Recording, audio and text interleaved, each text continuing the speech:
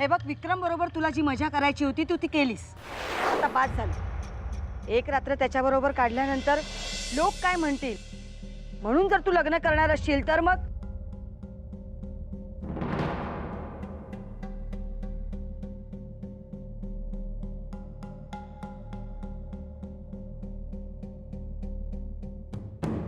काय एकटीच काय करतेस?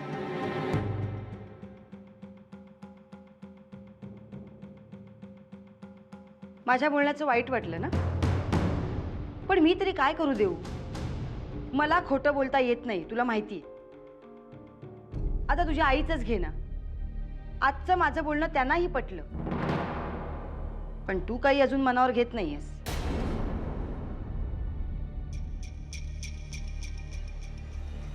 मला जे बोलायचं होतं ते मी तुला सांगितलं.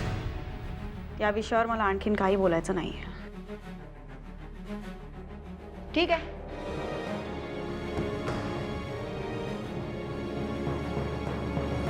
तू जर तुझ्या निर्णयावर ठाम असशील तर आता माझाही निर्णय ऐक. तुझ्या प्रेमापेक्षा मला माझा नवरा आणि माझी मुलगी यांचा जीव जास्त महत्त्वाचा वाटतो. उद्या तुझ्या निर्णयामुळे जर रणवीर राजे शिर्केंनी त्यांच्या जीवाचं काही बरं वाईट केलं तर त्यापेक्षा आम्ही तिघं हे घर सोडून निघून जातो. अगं काकू, काय बोलतेस तू? खरं तेच बोलते. आणि मला असं करण्यापासून कुणीही अडवू शकत नाही, अगदी तुझे दादू सुद्धा. पण असं करण्याची गरजच काय? गरज आहे. तू अजूनही रणवीर राजे शिर्केंना ओळखलं नाहीयेस. देऊ, अगं, जो माणूस तुझ्या तोंडाला काळं फासू शकतो, तुझ्या काकावर हल्ला करू शकतो, बाबांना जेलमध्ये पाठवू शकतो, तो माणूस कुठल्याही थराला जाऊ शकतो. बघ, आता निर्णय तूच घे. हे बघ काकू, घरच्यांची जेवढी काळजी तुला वाटते ना तेवढीच काळजी मलाही वाटते. पण म्हणून रणवीर राजांच्या धमकीला घाबरून मी विक्रमला नाही सोडणार. माझं प्रेम आहे त्याच्यावर.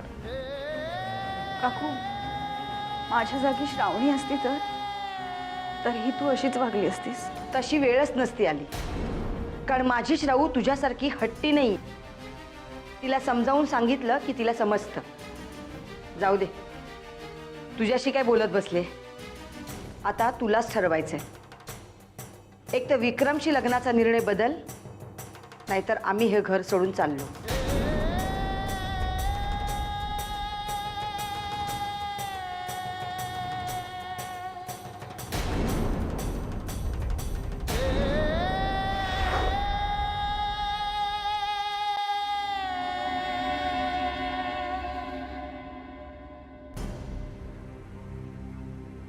देऊ,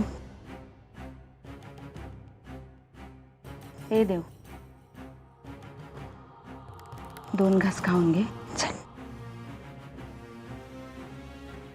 मला भूक नाहीये.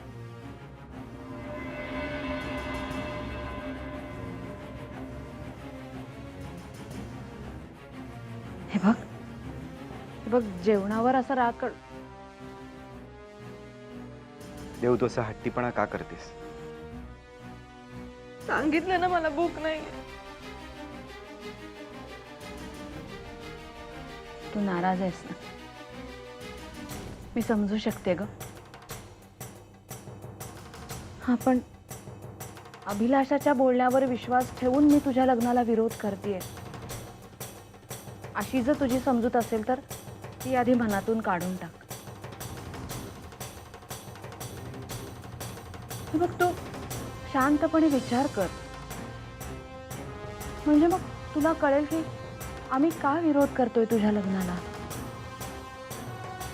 आणि तरीही तुला जर का ते कारण पटत नसेल ना, तर देव, मी अभिलाषाच्या वतीने तुझी माफी मागतो. प्लीज.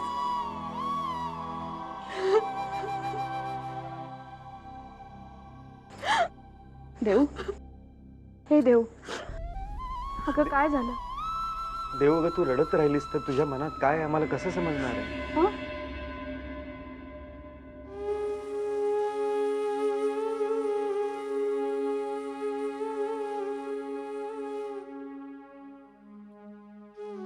काकूनी मला धमकी दिली आहे काका. विक्रमशी लग्न करण्याचा निर्णय जर मी बदलला नाही तर तुला आणि श्रावणीला घेऊन ती घर सोडून जाईल म्हणाले. अभिलाषा असं म्हणाली तुला? असा कोणता मोठा गुन्हा केलाय काका मी की आपल्या घरात आता हे असं घडावं? विक्रमवर प्रेम केलं हा गुन्हा की त्याच्याशी लग्न करण्याचा हट्ट केला हा गुन्हा? सांग ना. देव अगं, केवळ अभिलाषा म्हणाली म्हणून आम्ही हे घर सोडून जाऊ असं खरंच वाटतंय तुला? हे बघ काका, नेहमी सारखी तू आता माझी समजूत काढू नकोस. हा विषय आता फक्त चर्चेपुरता उरलेला नाहीये. यावर काहीतरी निर्णय घ्यावाच लागणार आहे. आणि म्हणूनच माझा निर्णय मी घेतलाय.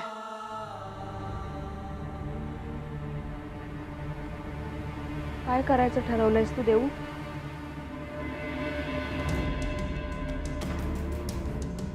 माझ्यामुळे दुसऱ्या कोणाला घर सोडायची काही गरज नाहीये. मीच हे घर सोडून निघून जाईन आणि रणवीर राजांना जाऊन सांगेन की माझ्या घरच्यांना आता त्रास देऊ नका, माझा त्यांच्याशी काही संबंध नाहीये. मग तुम्ही सगळे सुखी व्हाल.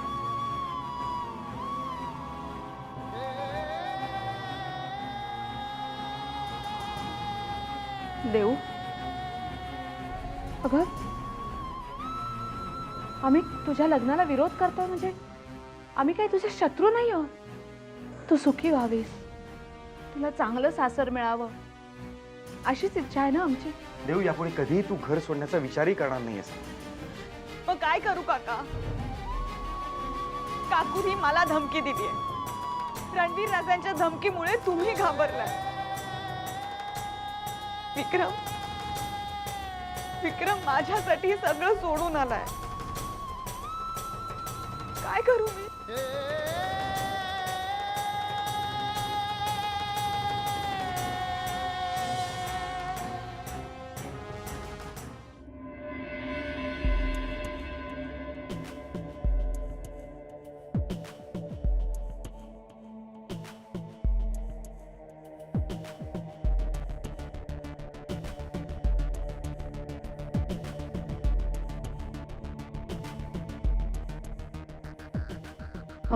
बागळे सर, मी सुद्धा तुमच्या बरोबर आले असते तर. नाही साक्षी, राजची सुनावणी ही जाहीरपणे होणार नसल्यामुळे तू तिथं नाही येऊ शकत. पण काळजी करू नकोस, सरकारी वकिलांबरोबरच मी सुद्धा आहे राजबरोबर. जेवढ्या लवकर याचे साथीदार पकडले जातील तेवढ्या लवकर ह्याची सुटका होईल. All the best. चला.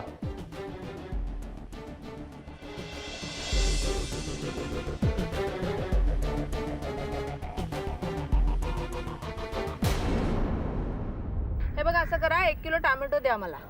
आणखीन हा दुधी वजन करा, किती होतोय थोडा द्या.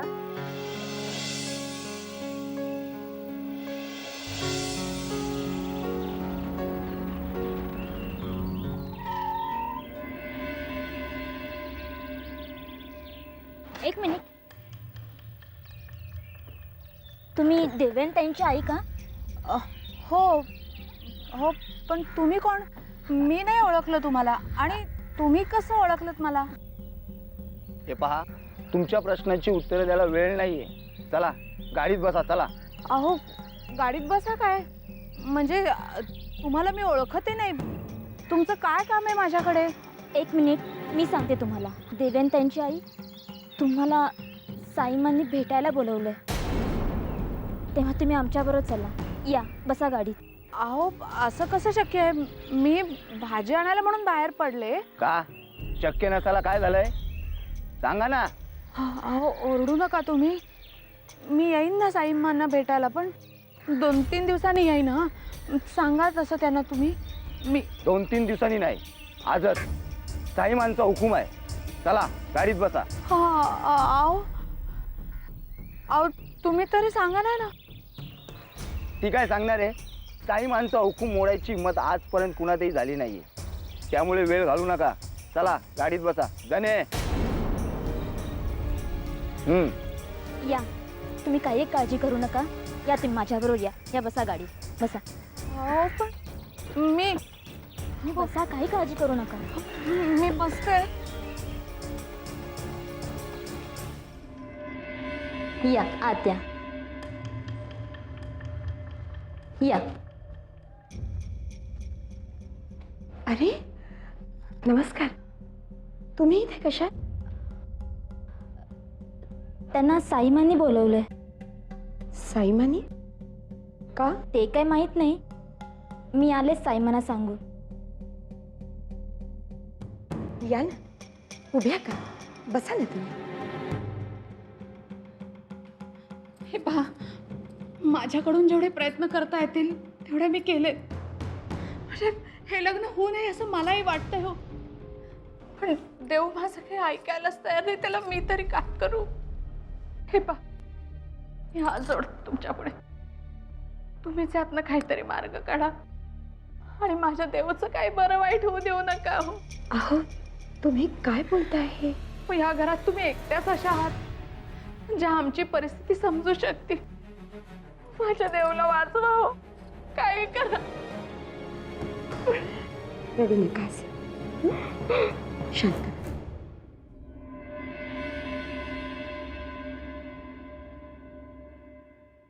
साईमा,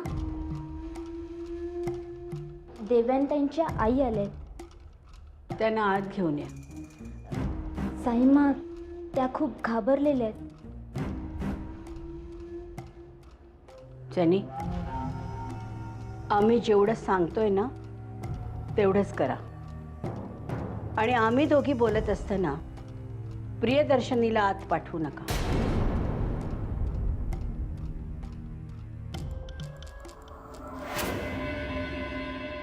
साईमांनी नेमकं कशासाठी बोलावलं होतं, काही कल्पना दिली आहे?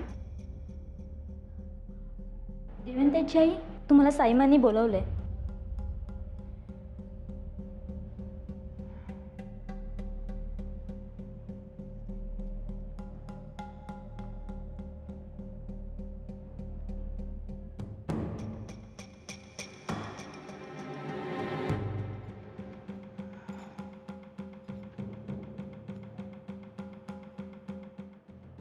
कशासाठी बोलवलंय साईमांनी? साईमांनी सांगितलं होतं की देवयांतांच्या आईला घरी घेऊन ये म्हणून. बस एवढंच? जी.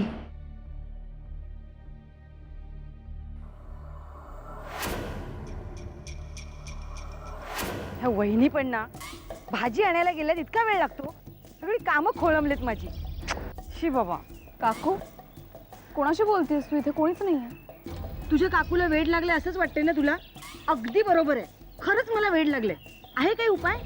काकू, असं का बोलतेस तू? मी सहजच बोलले. अगं मी सुद्धा सहजच बोलले. साक्षी, मी वहिनीची वाट बघते. भाजी आणायला गेल्यात. 1.5 तास होऊन गेला, अजून आल्या नाहीयेत. इथून नाक्यावरनं तर आणायची भाजी, एवढा वेळ लागतो? बसले असतील कोणाशी तरी गप्पा मारत. तुम्हाला ना कोणाला वेळेचं महत्वच नाही. काकू, आई दिवसभर राब राब राबते, जराही विश्रांती घेत नाही. मग तिला थोडा उशीर झाला तर काय हरकत आहे? आणि तिला जर कोणाशी तरी गप्पा माराव्याशा वाटलं तर तू उगा चिडचिड करतेस काकू. साक्षी, अगं चुकीचा अर्थ काढतेस तू. मला म्हणायचं होतं की बहिणींची हल्ली तब्येत बरी नसते ना, रस्त्यात चक्कर येऊन पडल्या तर त्यांना हॉस्पिटलमध्ये न्यायला तरी कोणतरी हवं ना, म्हणून म्हटलं ग. हो हो, मी मी जाते बघायला. भाजी आणायलाच गेले ना? हो. गोदा काकूकडे आहे का बघते मी. साक्षी, साक्षी कुठे गेली? एवढ्या हाका मारतोय, लक्षही दिलं नाही. अहो वहिनी भाजी आणायला गेल्यात, अजून आल्या नाहीयेत. 1.5 तास होऊन गेला. त्यांनाच बघायला गेली. मग मला सांगायचं ना, मी पण गेलो असतो बरोबर. आता ती गेलीये ना, ती आणेल शोधून. तुम्ही चला, चहा ठेवते.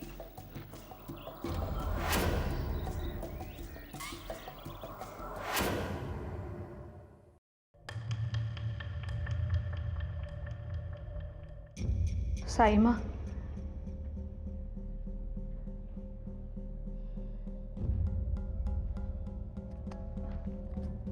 तुम्ही इकडे आलात यावरूनच आम्हाला कळलं की तुम्ही तुमच्या मुलीपेक्षा जास्त समंजस आहात. तेव्हा आम्हाला जास्त काही बोलण्याची गरज नाहीये. साईमा, माझ्या लक्षात आलंय आपण मला इथे का बोलावलेत ते. उत्तम. आम्हाला उगाचच कुणाशी काहीतरी बोलत बसायला आवडत नाही. तुम्ही तुमच्या मुलीला समजावलं का नाहीत? राजघराण्यातल्या मुलाशी सलगी करण्या इतपत तिला मोकळीक का दिलीत? मी तरी काय करू हो. ज्या क्षणी मला हे कळलं की देवयानीचं आणि विक्रमचं लग्न होणं तुम्हाला पसंत नाहीये, त्या क्षणापासून माझ्या परीने तिला समजावण्याचा मी खूप प्रयत्न केला. तुमची मुलगी जर तुमचं ऐकणार नसेल तर आता आम्हाला आमच्या पद्धतीनं देवयानीला समजवावं लागेल. साईमा, साईमा, तुमच्या पाया पडते. तुम्ही खूप रागावलात मला माहिती आहे, पण माझ्या देऊला काही करू नका हो. एक आई म्हणून माझे असहाय्यता तुम्ही समजू शका. आम्ही जर तुमच्या जागी असतो ना तर आमच्या मुलीला अशी स्वप्न पाहूच दिली नसती. आम्ही तिला समजावून सांगितलं असतं की हे लग्न म्हणजे एक आत्महत्या आहे. साईमा, पण यात एकट्या माझ्या देवयानीचाच दोष नाही ना. एक दिवस हे लग्न व्हावं म्हणून तुम्ही आमच्या घरी आला होता, तेव्हा मीच या लग्नाला नकार दिला होता. आता माझी देवयानी एकटीच दोषी कशी? मी तुम्हाला एकच विनंती करते, तुम्ही हे काही आहात. मी माझ्या मुलीला समजवण्यात कमी पडतेच आहे. तुम्ही तरी तुमच्या मुलाला समजवा आणि हे लग्न थांबवा. बास. आम्हाला वाटलं होतं की रणवीर राजेंचा फोन गेल्यावर तरी तुम्हाला अक्कल येईल, पण तुम्ही आम्हालाच अक्कल शिकवायला आलात. आता आम्ही काय सांगतोय ते नीट लक्ष देऊन ऐका. रणवीर राजे जिद्दी आहे. हे लग्न होऊ नये म्हणून ते काहीही करायला तयार आहे. आजवर आम्ही त्यांना थोपवलं ते एक आई म्हणूनच, पण आम्ही हे कधीही विसरू शकत नाही की आधी आम्ही एक राजमाता आहोत आणि आमच्या एका शब्दानं देशमुखांची राख रांगोळी होईल. साईमा, आज आम्ही तुम्हाला राजमहालाची पायरी चढू दिली, ती शेवटची संधी म्हणून. देवयानीला समजवण्याची शेवटची संधी. तिला सांगा हे लग्न करून ती कधीही सुखी होणार नाही, कारण आम्ही तिला सुखी होऊ देणार नाही. आज आमचा मुलगा आमच्यापासून दूर गेलाय, हरकत नाही, पण शेवटी ते राजशिर्क्यांचंच रक्त आहे. एक ना एक दिवस तो परत येईल. आम्ही त्याला परत यायला भाग पाडू. एवढं सांगूनही जर देवयानीनं भुरळ घालून त्याच्याशी लग्न केलंच तर पुढे काय, याचा विचार आता तुम्ही करायचा आहे. साईमा, माझ्या देऊवर दया करावं. तिचं मनापासून तुमच्या मुलावर प्रेम आहे. तुमच्या मुलाचंही मनापासून तिच्यावर प्रेम आहे. आपण मोठ्या माणसांनी हे समजून घ्यायला नको का? खूप बोललात.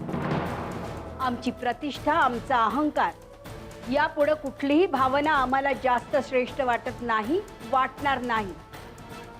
राहिला प्रश्न आदित्यराजांना समजवायचा, ते तर आम्ही समजवू, पण आधी तुमच्या मुलीला समजवा. नाहीतर तिच्या या आत्महत्येबद्दल तिला आयुष्यभर रडावं लागेल. साईमा, निघा तुम्ही.